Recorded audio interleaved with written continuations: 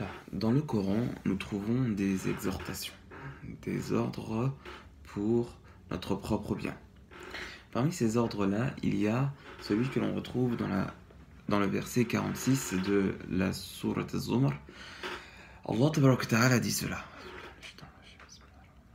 قل اللهم فاطر السماوات والأرض عالم الغيب فاطر السماوات والأرض عالم الغيب والشهادة أنت تحكم بين عبادك فيما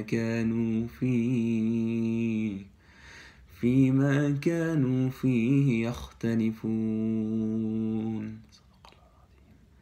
Dis, ô Allah, celui qui a inventé et créé les cieux et la terre, celui qui sait ce qui nous est invisible et ce qui nous est apparent, tu jugeras, subhanahu wa ta'ala, tu jugeras de ce sur quoi tes serviteurs divergeaient.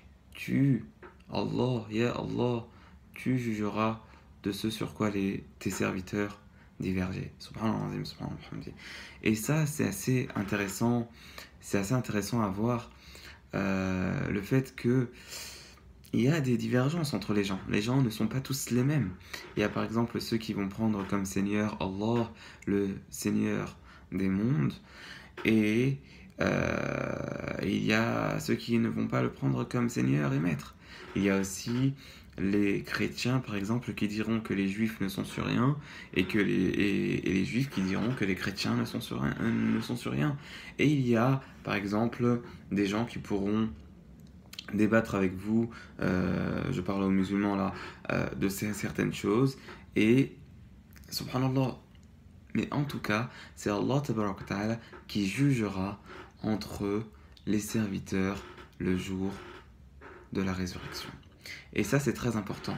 Orientez-vous vers la lumière. Orientez-vous vers la lumière. Quand il y a du désordre, un tel dit cela, une telle dit cela, lui dit ça, elle dit ça, etc. Quand il y a du désordre, Allahumma fatir as-samawati wal-ard, alim al-ghaybi wash-shahada, anta tahkumu bayna ibadaka fima kanu fihi yakhtalifun.